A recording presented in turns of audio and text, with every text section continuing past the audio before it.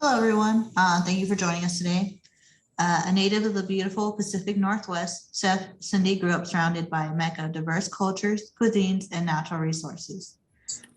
Environment led to her interest in food and travel at an early age. She has traveled worldwide and has engaged in culinary research wherever she went.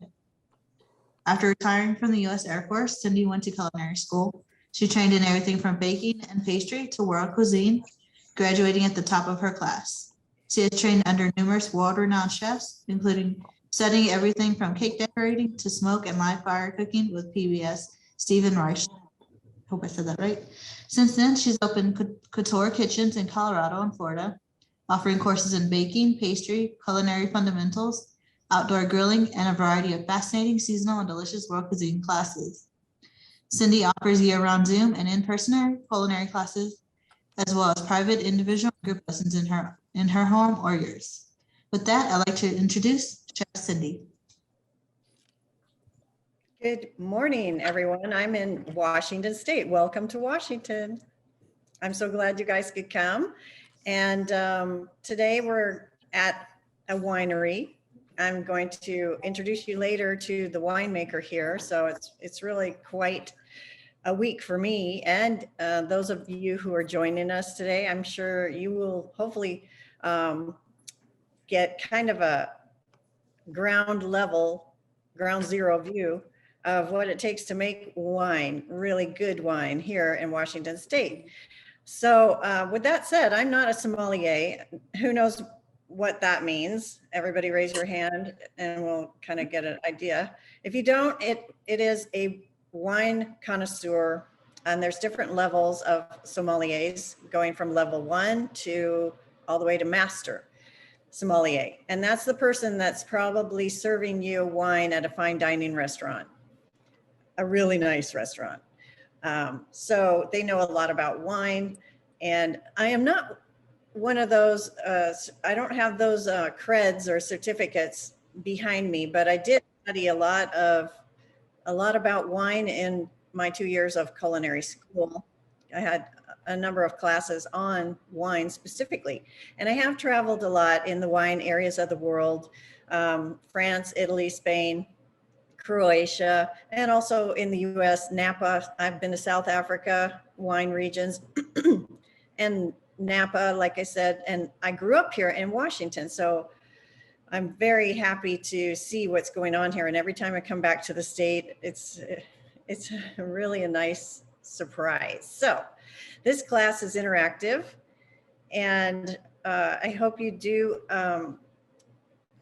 participate, because I would like to know what you want to know and answer your questions as we go through this. And so with that said, this is a class for beginners.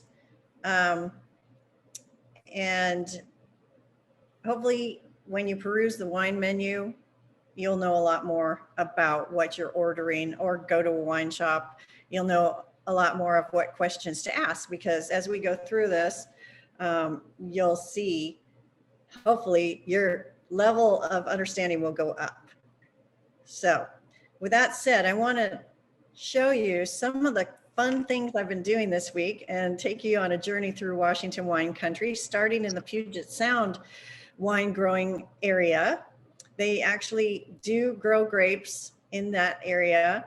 Most of the grapes in Washington State are grown east of the Cascade mountain range, but I started off in Seattle, and I started at a winery that is called Charles Smith's House of Smith Wines, or Winery. And that is at the north end of Boeing Field, and you'll see Jet City, and you'll see that winery. It's a 2-story building with great big huge windows to watch the planes come and go as they land or take off at Boeing Field. From there, I went to Chateau San Michelle.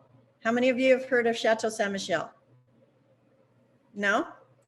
That is the largest producer of Riesling wines in the world, in Seattle. Actually, there's an area north of Seattle called Woodinville, and that is ground zero I'd say, the epicenter of the wine world in Washington State.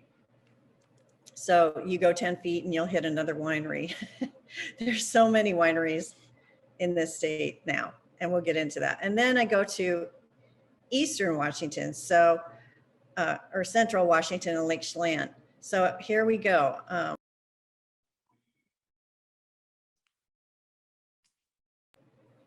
I'll show you my little journey through Washington wine country.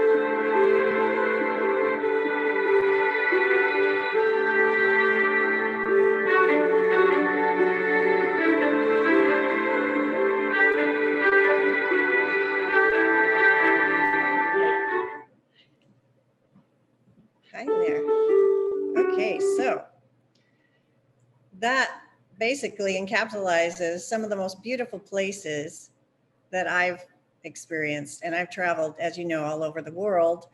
But I think the places in Washington State, the geology, the geography, it makes it such an interesting experience. So today we're going to make sure it's a beautiful property. Oh, that was like a number of wineries. That was just a number of wineries. Today we are at Hard Road to Hoe Vineyards. And you probably saw behind me in this little vignette that I put together a little bit about where I am right now. It's hard road to hoe, because my girlfriend in high school that I went to high school with on the Olympic Peninsula of Washington State actually works here. so that was kind of a nexus of opportunities here, because I'm going to let you learn a little bit more about what they do here at Hard Road to Hoe a little bit later. So to get everybody on the same equal footing, we're going to talk about wine terminology. It's going to help you to understand what goes into a bottle and where it comes from and the profiles, etc. So we're going to start with that, talk about old world versus new world wines, what that means, and then get into Washington wine regions, because again, this state is the #2 producing wine state in the country, and for some varietals or grape varieties, it's the #1 producer in the world. So, and if you open any book on wine, you'll see a ton of information on California, but not a lot on Washington. So I'm here to hopefully fix that for you and, you know, get you to explore the wines of Washington State. And how many of you have actually been to Washington State? Raise your hand. Anybody? Nobody? Well, I think that it's some of the most beautiful landscapes in the world here. And it combines the most beautiful lifestyle, you know, the vineyard life, with some of the prettiest areas in Washington. And then we're going to talk about exactly where I'm at. And this is one of my favorite places in the world, Lake Chelan. My family's been coming here for a number of years for kind of like, we have a place here on the lake. And so it brings us back together every year. And then we're going to do a little bit of wine tasting here with Hard Road to Hoe's different varietals, and talk about how you actually go through a wine tasting. How many of you are going to do that with me this morning? Oh. Well, I hope you have a little party later on and practice some of the things we'll be doing. So what is wine? We're going to talk about that. Terroir. How many of you have heard that term before? Anybody? Okay, we'll talk about that. Appellations and AVAs, or American viticultural areas. So wine is basically this perfect little package that has stems, seeds, skins, and pulp. And the pulp and water in the grapes basically produce the sweetness, the acidity, the alcohol. On their skins, they have yeast naturally occurring. And so, you know, when they've been grown for thousands of years in Europe, and how wine was made initially was, you know, a farmer harvesting his grapes. Some of them were broken open, and that combination where the yeast came in contact with the pulp, etc., actually fermented because of the sugars in the pulp, and it produced alcohol, which, you know, and carbon dioxide, which made wine. So the farmer tasted it and he liked it better than the grapes. So then he started squishing all the grapes and made wine. And that's basically how, you know, the recipe for wine. And so the anatomy of a grape, you can make wine with anything, but the grape is the perfect to be defined as wine. It has to be grapes used to make wine. So terroir, what does that mean? It's French for land, terre, land. And it's influenced by a variety of things: geography, geology, how much sunshine or rain an area gets, the climate, how hot is it, and the microclimates in various areas. Here in Lake Chelan, it's and Eastern Washington, it's got a diurnal shift, which is hot days and cool nights, which keeps the acid high in the grapes, which makes our terroir quite distinct from other areas that are hotter. And also the plant genetics. So these are the wine belts of the world, and they grapes generally grow best in temperate climates. So from 30 degrees, the north of Mexico, to southern Canada, 50 degrees northern latitude in our wine belt. And if you look across to Europe and France, you will see that Washington State is actually equal to Bordeaux, where Bordeaux is. And if UC Davis has these wine region classifications, and it linked us to the region of Bordeaux. So as you know, Bordeaux, France produces some of the best wines in the world. And we'll talk about that in a little bit. So viticulture is the study of grape cultivation. And enology is the study of winemaking, or the art of winemaking. And you can see the wine regions of the world, Chile, Argentina, they have some of the best Malbecs. You can see Australia, they have what they call Shiraz. Here we call it Syrah. And Washington State has some of the best Syrahs in the world, as well as some of the best Rieslings. They thought only white grapes would grow best in Washington, but there's so many varietals planted in this state. It's amazing. And so initially, these old world regions, appellations, are distinct, defined geographic regions or growing areas. And so originally, you know, the monks cultivated grapes. If you've been to Germany, you know, there's wine towns and there's beer towns. And in Europe and around the Mediterranean, like Israel, Lebanon, they've been making wines for thousands and thousands of years. So they are defined by a lot of knowledge and heritage. And they studied where grapes grew best, and they labeled their bottles by region, versus here in the New World, which is Australia, South Africa, US, everywhere else but Europe and the Mediterranean. So this is the New World. And we label ours by varietal. So grape variety, in other words. So that's some of the differences, but some of the other differences are that they are very restricted in Europe and the old world,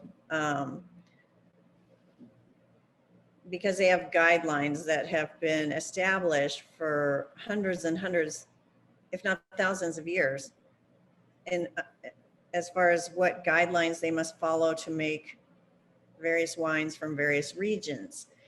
And they've been making that wine for centuries. So it's labeled by region, like Bordeaux or Burgundy. And versus when people struck out for the New World, they had no guidelines or rules or regulations by law that they had to follow. So, you know, when the Italian immigrants came to Washington State, they just planted whatever varietals they wanted, wherever they wanted.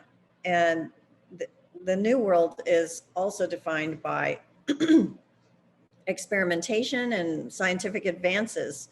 Whereas again, the Old World, people want to know that what they're buying has been produced the same way year after year after year for hundreds of years. So those are some of the difference. The other difference we'll talk about more as far as the alcohol and the acidity and things like that. European Old World wines are more restrained. They're less alcohol than New World, which are more fruit forward. And these are some of the varietals that are called the noble grapes. There's 18 varieties. Do any of you recognize some of these?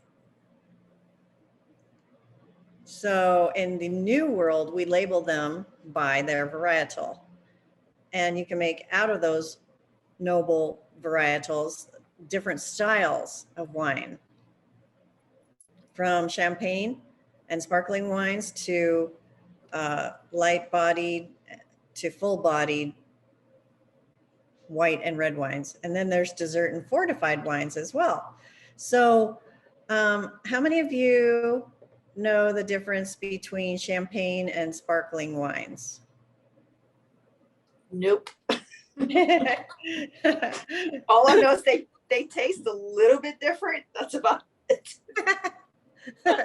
Okay, well, so like when I was talking about appellations, you cannot put a Merlot in a Bordeaux, Burgundy, and you cannot put a Pinot Noir in a Bordeaux. So going back to these noble grapes, you see Pinot Noir, Merlot, Malbec, Syrah, Tempranillo. Tempranillo is a Spanish grape. Grenache is a Spanish grape. Sangiovese is Italian. Nebbiolo is Italian. These grow in those temperate regions around the world. They grow, you know, wherever, but they maybe originated in those countries. But so to be a Bordeaux, it has to contain Merlot and Cab Sauv, Cabernet Sauvignon. Those are red varietals. And then if you look down to the whites, Chardonnay, that comes from Burgundy. So you wouldn't put a Chardonnay in a in a Bordeaux. Okay, so those are some of the restrictions that Europe deals with. In the New World, we don't have that problem. And so Champagne has an appellation. It's the Champagne region of France. To be called Champagne, it can only come from that region of France. Sparkling is from the New World. Like California has sparkling, Washington makes sparkling. If it's from Italy, their sparkling is called what? Prosecco. And if it's from Spain, what is it called? Anybody know? Cava. It's called cava. So that right there is worth, you know, 10 pounds of this class, right? Now you know. So you wouldn't call it champagne unless it's from France and the Champagne region. Okay, so that's kind of how you tell where a wine is from. And so you're going to pay a premium for champagne that's, again, a good region of the Champagne region, and as well as the practice of how they make it. Now, we have these terms: light-bodied, full-bodied, whites, reds, etc. So the way that you would, what that means is how it feels in your mouth. It's the mouth feel. There's a lot of terminology in the wine world that is like anatomically connected. So because it's a very sensory experience to understand wine and to really grow in your wine journey, in your knowledge of wine.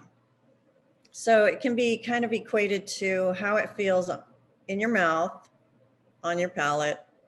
And it would be an analogy between skim milk would be light-bodied, medium-bodied would be 2%, and full-bodied would be like whole milk. So that weight, it's called the weight of the wine. Again, anatomically connected. And we're not going to talk about dessert and fortified, but so kind of in summary, old world comparison to new world wines. You've got Europe being lighter in body and New World being fuller in body. And I just explained, you know, how that would be in relation to, say, milk as a comparison. It's also lower alcohol in the old world, higher in the US, more fruit forward, ripe, juicy, bolder flavors in the US versus more restrained, elegant, less ripe flavors in Europe. And the way they label, again, it's a little confusing if you're not familiar with what grapes grow where and what by law you can put in a bottle in Europe. Versus New World wines are super easy to understand. And because they label the varietal on the actual wine bottle. And so viticulture, this growing of grapes and making wine, is based on tradition and heritage. And here it's more based on scientific research, experimentation. So this is an example of what the bottles look like. On the left, you got New World. On the right, you got Old World. And I just see someone very important who walked in here that I'd like to introduce you to. And that is the winemaker, Julian. So I'm going to stop sharing, and I'm going to introduce Julian. Hi, folks. So Julian is the winemaker here at Rojo. Yeah, let's get closer. And you can tell us a little bit about your story here. How did you become a winemaker? Well, let's see. So I guess it starts with my parents, who started actually Rojo, this winery here. My mom is still one of the winemakers and has, grown this wonderful business over the years. And so I started, I guess, in the industry when I was still in high school, when they were starting this winery here. From there, while I was in school, I started working for a winery in Woodinville called Gorman Winery. And if you don't know, Woodinville is kind of a main hub here in Washington for... It's like Napa, downtown Napa. Yeah. So there's a little town just outside of Seattle that's got maybe 150 wineries and tasting rooms there. So it's quite a big wine spot. It's a mecca. Yeah, absolutely.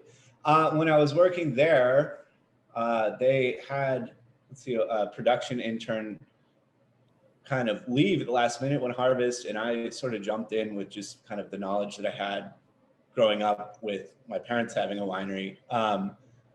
And so then I just started doing wine production full time. From there, I went to Australia after a few years and did a harvest down there. I did a harvest in New Zealand. And then eventually about 5 years ago, I came back here and started working for the family business. Very cool. Yeah. So what would you say your style is here? And what is the story of this winery in terms of hard Rojo? What does that mean? Well, here, let's start the story. So if you don't know, Lake Chelan is named after the big lake that's here. The lake's named after the town Chelan, vice versa. And if you didn't know, Lake Chelan is the third deepest lake in North America. Yeah, absolutely. And it's quite long. It's about 55 miles long. And we're kind of themed after a little piece of history here. So about 100 years ago, there was a huge copper mine that was being operated up lake. And the top 2/3 of the lake are essentially wilderness. It's only accessible by boat. And so they would barge these miners to this kind of remote town called Lucerne up lake to work. And wherever there's men working, there's opportunity for, money to be made. And so these enterprising young women decide to buy an inn and start a brothel up lake, but they buy this old inn sight unseen. So when they arrive, they realize that they have kind of a problem because there's no way for these miners to get to their newly established brothel. So what they end up doing is hiring a young man to start a taxi service, like with his rowboat, and he would row these miners across the lake to the brothel in the evening, and then when it was time to go to work in the morning, he'd row them back again. So hard Rojo is kind of a double entendre, and we have a theme of this kind of Victorian, like mining brothel. We have a little fun with our marketing. So that's our story. And then It's funny. As far as winemaking styles, we do kind of a wide variety of different styles. Our main focus is kind of single variety, single vineyard, native fermentation wines. So native fermentation means you let the natural yeast do the work. That's right. Yeah. So it's a modern winemaking. A lot of wineries will select specific yeasts. It's very popular. You can buy basically exactly the yeast that you want, and then you rehydrate it. They come in these little freeze-dried packs, and you add it to wine, and it's a very consistent and easy way. I don't want to talk down on it, because it is definitely the most used practice, and there's a lot of great wines made with that. But the thing is, a lot of these yeasts are isolated from areas of mainly France. Some of the most popular yeasts, for example, D80 and D254, are coming out of France, and they're simply named after highways, right? So those are highway, like D254 is just a famous highway in the Rhone Valley in France, right? And so we're making these wines trying to show the importance of terroir here in Chelan, which we just talked about. Oh, beautiful. And so it just felt a bit out of place to be taking these yeasts from France or wherever else they might be isolated. Obviously that you can get yeast that originates from Italy or wherever, and then adding it to our wine that's grown here in Lake Chelan. So instead of adding yeast, we just let the natural yeast that occurs in the vineyard do our fermentation for us. And there's an argument to be made that, the yeast that's in the vineyard is also part of the terroir, because the different yeasts have their own effect on fermentation process and character of the wine that it produces. So interesting, isn't it? Yeah, absolutely. So as far as the wine growing process, how would you list it step by step? Like right now, where are we in the vineyard? So right now we're just about to start harvest, and harvest usually begins with whites for sparkling, and then rosés and white wines through most of September for us. So let's see, we've got some Gamay that we're going to pick actually on Friday. So we're rushing around right now, getting all our equipment ready, getting pick and brews organized. And Gamay is kind of it's a red wine, and we're picking it for rosé because it's kind of a lighter bodied red. It's also a pretty young vineyard, and younger vineyards, especially for reds, tend to be better suited for rosé because they don't ripen as uniformly, and they tend to have a lot of acidity, which is very important for rosé. And then beginning next week, we're picking Chardonnay for our Method Champenois, which is the sparkling wine that we make. So you actually do make a sparkling here? Yeah, absolutely. And the fun thing about this winery is they're, like you say, double entendres of so many things, and including the way they label their different vintages of what they produce here.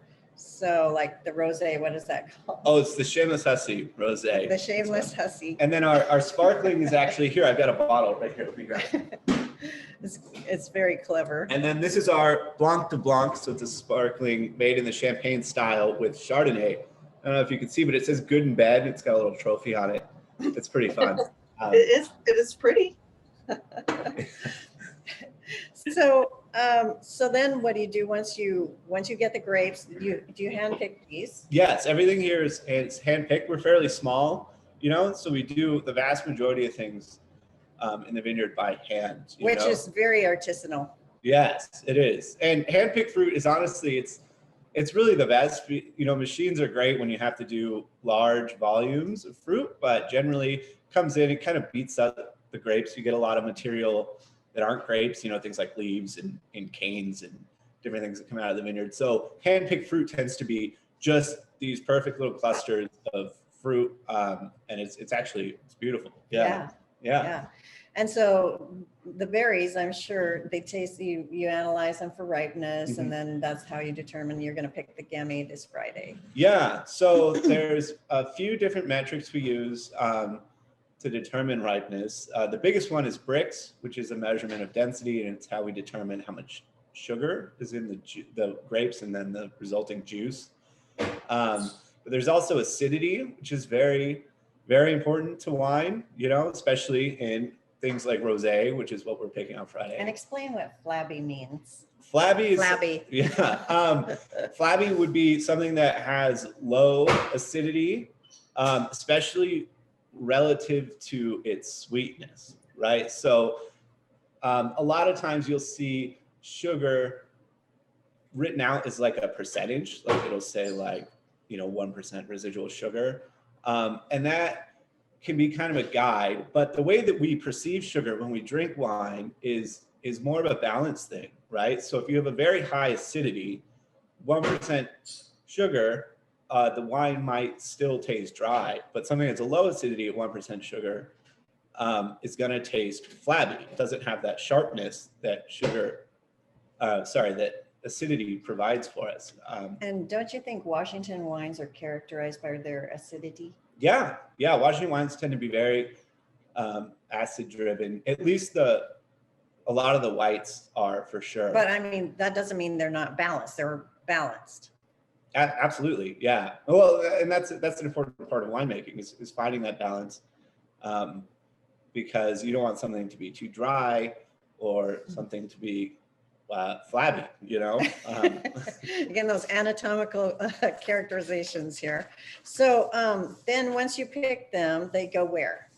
So we'll pick them. So for whites, so this wine that we're picking, this Gamay for Rosé, it's going to go straight into our wine press and pressed into juice, and then it will begin fermentation. So this Rosé will actually be pitching yeast to this wine because it's not one of our vineyard focuses. So we do still do some commercial yeast. So we'll pitch yeast to it. It'll go through fermentation. It'll ferment in stainless steel. And because it's going to be a rosé, it's going to have a lot of aromatics that are very important to preserve. So it'll be kept in stainless steel because it doesn't allow oxygen in or out of the vessel. And then we'll bottle it in December after filtration. Right, so the rosé is pretty straightforward. That's cool. For the reds, we pick those into bins, and that requires a lot more of processing, right? So we'll pick the grapes and then we destem them. We have a machine that pulls the grapes off of the stems, and then sometimes we'll crush them, sometimes we won't, and they go into these big fermentation vats that are open top. And then we go through fermentation. And what's important to note here is that with red wine, the skins stay with the grapes through fermentation, whereas white wine is pressed and just the juice is fermented. So did everybody catch that? You want to say that once more? Sure, yeah. For white wines, they're pressed into juice and the skins are basically discarded and the juice is fermented. With red wines, we destem the grapes, crush them, and the wine is fermented with the skins. And so that's a big difference in the way that whites and reds are made. And this is important because the skins contain one, pigment. That's why red wines tend to be so much darker than one of the reasons at least. And they also contain what's called tannin, which is a very important part of wine. And that's why red wines tend to be so much more tannic. And or astringent, like a tea bag.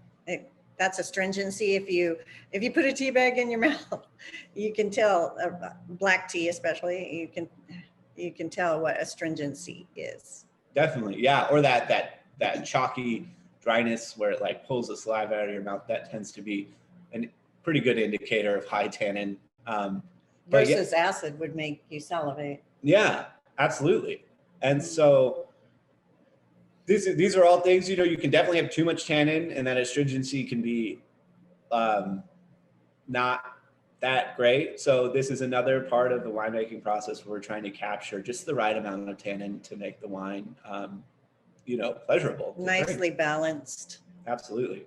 So why don't you talk about your hard Rojo Pinot Noir and your reserve Chardonnay? What does it mean to be reserve? So a reserve Chardonnay, we designate that because we actually make two different Chardonnays. And this one is kind of our more select. Let's show them your nice. Sure. Show? Yeah, absolutely. You just bring it up here. Oh, yeah. I don't know if you can see with the glare there, but this is our wine label. You can kind of see the boat.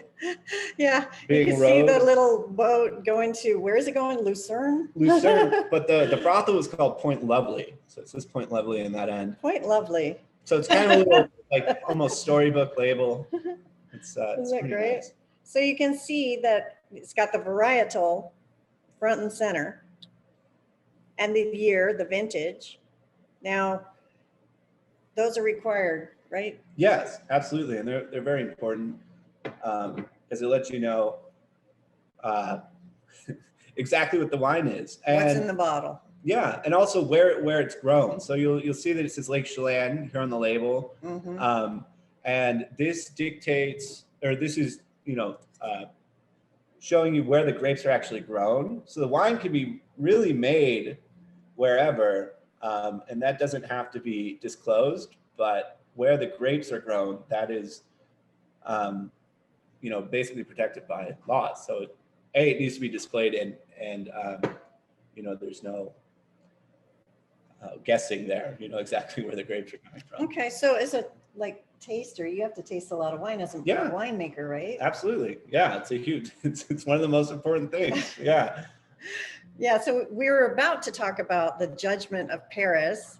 And to encapsulate that, how many of you have ever watched the movie Bottle Shock? No. That's a great movie. I highly recommend you watching it. It's got a little bit of Hollywood in there, but it essentially tells the story of the judgment of Paris. And do you want to explain that? Or I can explain it. It's about this guy who is English living in Paris. He had a wine shop and an academy. And he was a very strong advocate of these New World wines. At that time, they were California that he had experienced and thought more people should know about it and should try it. So on the bicentennial, America's bicentennial, he organized this tasting of who's who in the world of wine. And they were like the top wine tasters in France. They were all French, and it was a blind tasting. And he got 2 Bordeaux's and 4 Burgundies. And this was in 1976. And guess who won against the French wine? The American wine. I was going to say California. For the white and the red varietals.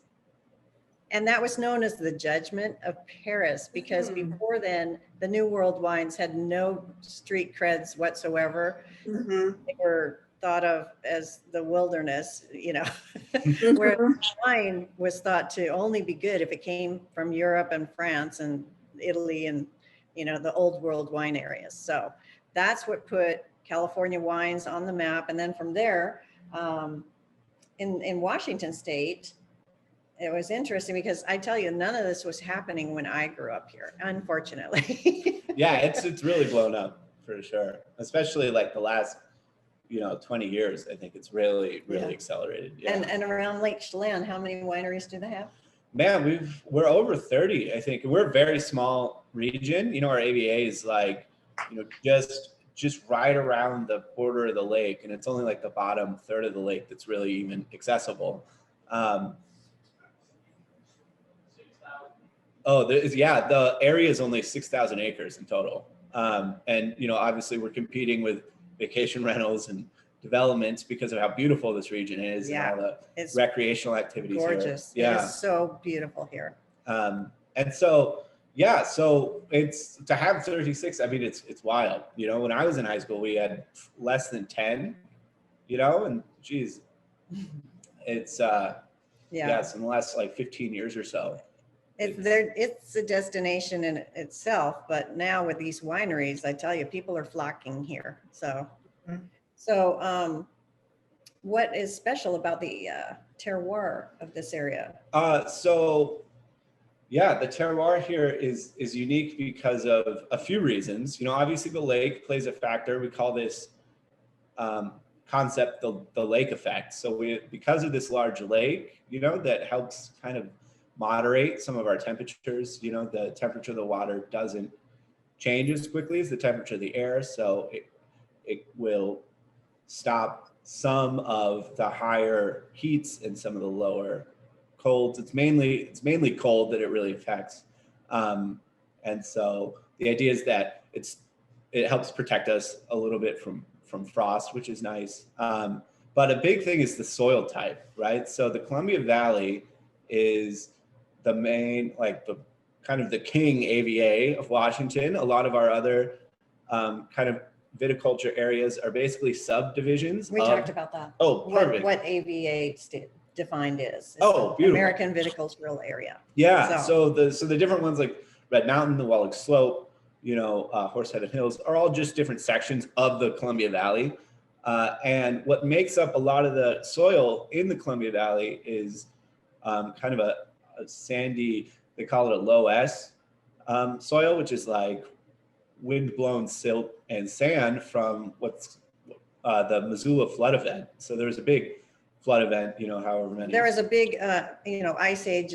Well, if you can think of 35 Niagara Falls all going, there was an ice dam and that broke.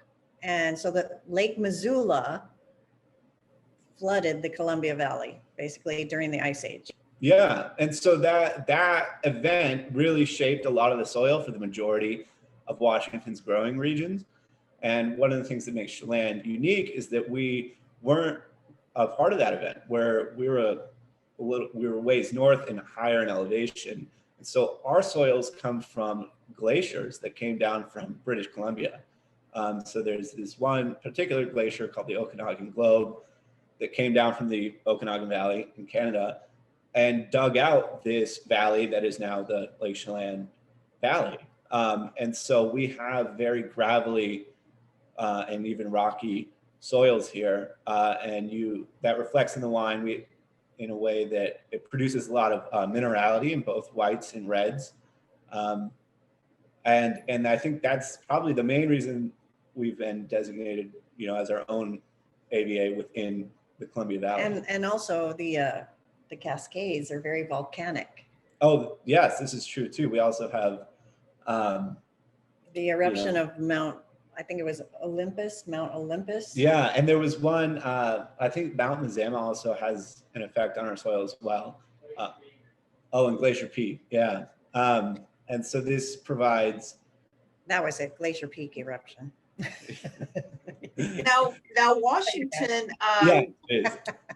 Washington gets a high rate of rainfall every year, right? Well, so that would be Western Washington. Good question. Yeah. Very good question. So we have the Cascade mountain range, which splits the state kind of into a 1/3, 2/3 kind of split. So Seattle's on the West Coast, and then the Cascades come down about 1/3 of the way over the state. Then the other 2/3 of the state are very dry, where it's almost a desert climate here. So I'm going to show you the AVA. We have now 17 AVAs? Yeah, about there. And is that included? We just added one this year, the Royal Slope. Oh, that's on there. Yeah, perfect. So this is a map of Washington State. You can see Lake Chelan in the middle, upper part of the middle part of above Wenatchee. So we're a sub-appellation or sub-AVA of the whole Columbia Valley AVA, which pretty much encompasses most of the other AVAs. So like Julie was saying, there's this mountain range, the Cascades, and there's what's called the mountain, what is it? The rain shadow. Yeah, Yeah, that's right. Rain shadow. So we get, most of our weather comes off of the Pacific Ocean.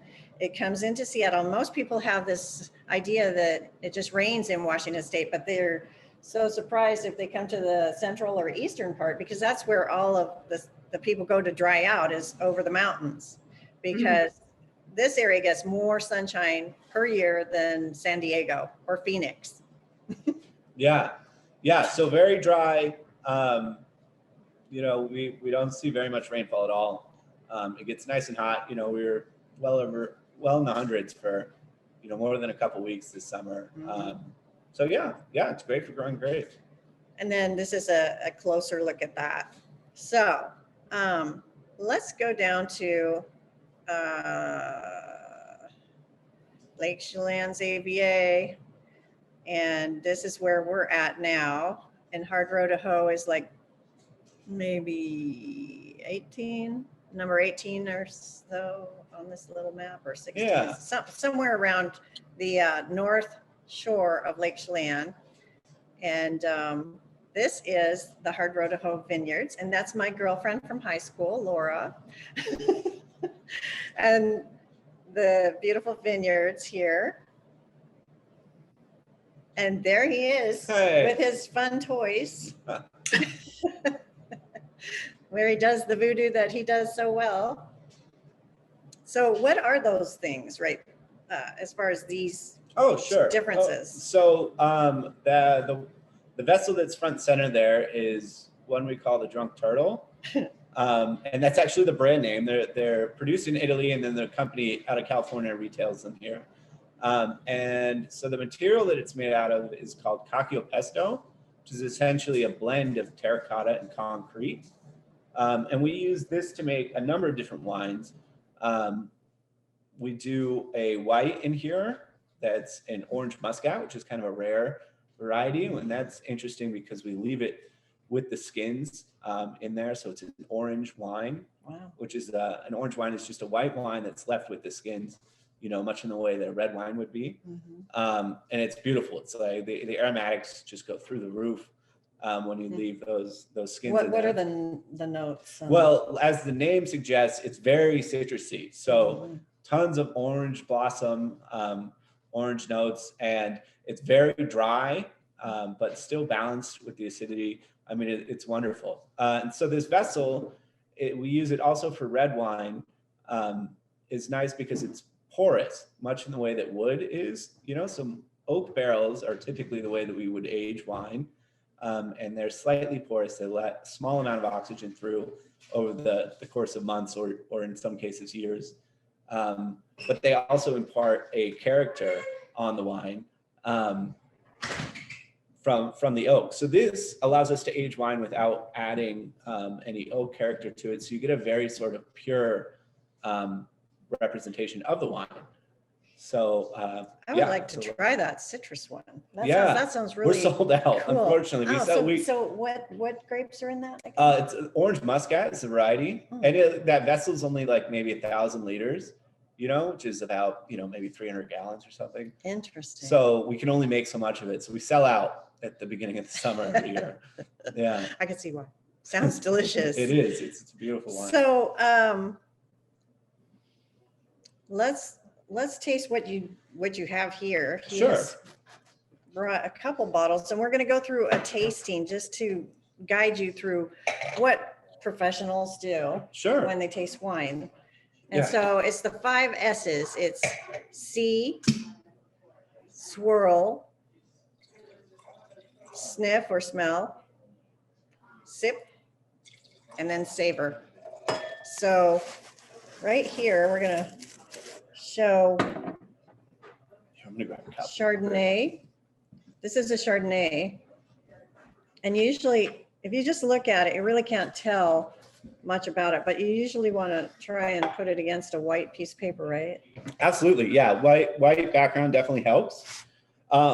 With white wines, it's generally not super important to use paper, just because the color's so light, you can generally tell. So this is our reserve Chardonnay that we do in sort of a Chablis style. And so it's done in a combination of both stainless steel and neutral oak. So the stainless steel helps preserve aromatics and some of its freshness, whereas the barrels allow it to kind of develop. So you kind of get just a nicely balanced Chardonnay. This is different than a lot of like the classic California Chardonnays. I'm sure most people have at least heard about that tend to be very oaky and buttery. This one is much more linear. It's got a crisp, is this one mine? Yes, yes it is. Crisp acidity. And yeah, so we're gonna start with color. And so Chardonnay can be a wide spectrum of colors. And this one is kind of like a light, maybe straw color. And Chardonnay that is aged longer tends to get deeper, darker yellow color. So a lot of like. Does that mean, well, that's not oxidation you're talking about. Well, it is a minor form of oxidation. So wines do oxidize as they age. So think, big oaky Chardonnay that's been in barrel for, a year and a half is going to be generally darker in color just because it has been exposed to more oxygen. But that's part of the aging process.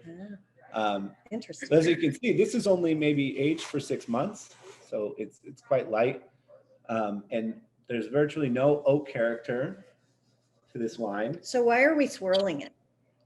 So swirling it allows some aeration. It allows a lot of these aromas to kind of get released in the glass.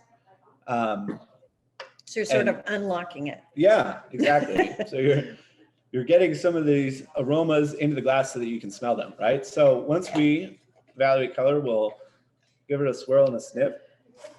And it's delicious. Yeah. So this, I mean, I get like some, you know, like lemon peel or lime peel. I was like, good job. Thank I like you. it. It's very good. Yeah. Very good. Maybe even Very good. like some sort of like chalk to it. And then, yeah, we'll sip. I did jump the gun, didn't I? A little bit, that's all right. And yeah, so then, you know, you can evaluate what taste you get out of that. Again, it's still kind of got that lemon lime It's really nice. vibe on the palate. I love the acidity of it and the balance. It's very balanced, and it does have a complex, you know, a number of different tastes on your palate. Yeah, absolutely. The citrus comes through, definitely. And also it displays a bit of minerality, which is very important to the Lake Mhm. Chelan Valley.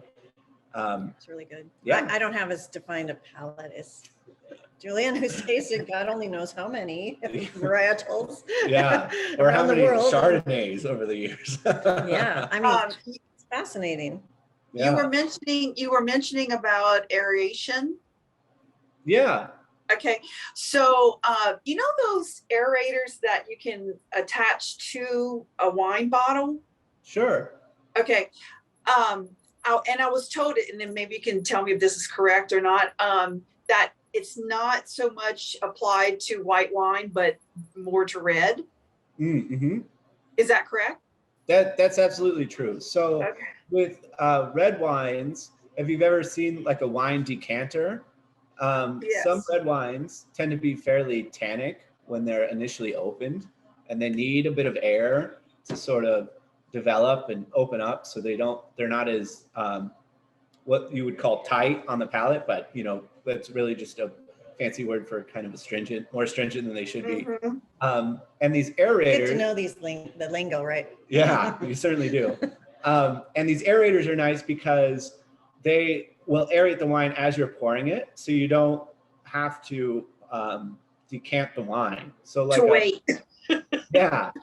So like if you had a really nice bottle of red wine that was fairly bold, you would want to decant it, like pour it into basically a carafe and let it sit for, you know, 30 minutes to an hour and sometimes longer before it's really in the prime time to drink. But these aerators can accelerate that process because they really churn up a bunch of oxygen in the wine. Right. And they can be, yeah, very convenient. Yeah. But for white wine, generally, you know, aeration can damage the aromatics. You know, these aromas are all volatile. And so if you introduce a bunch of oxygen, they blow off, right? So you want to wait until it's in your glass before you start mixing things around, because now we want them to blow off because they're It's nice. here for us to smell, but not necessarily before it's in the glass. I love it. Yeah. This is really great information to know.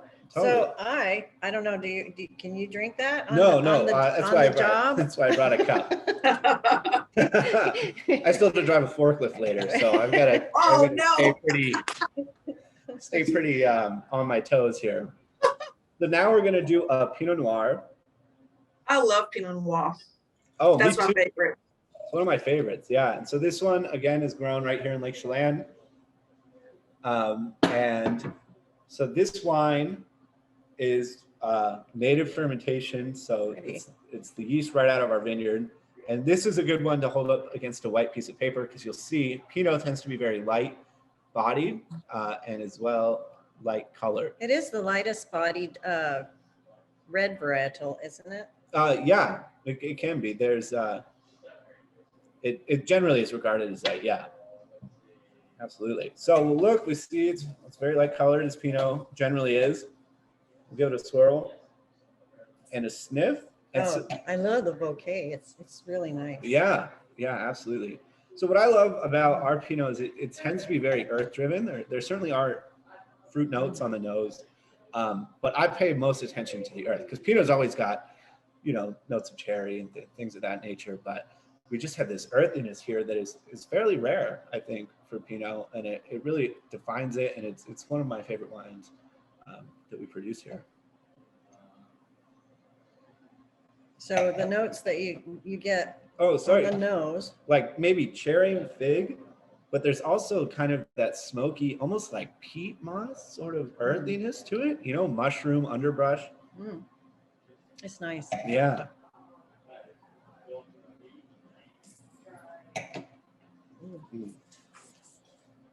And you can see it's got a lot of that smoky character on the So a lot of people, they kind of like munch on their, or they aerate while they're, and what does that help do? When you kind of try and aerate. It just helps to kind of coat your palate and also bring to life maybe some of those tannins that are still a bit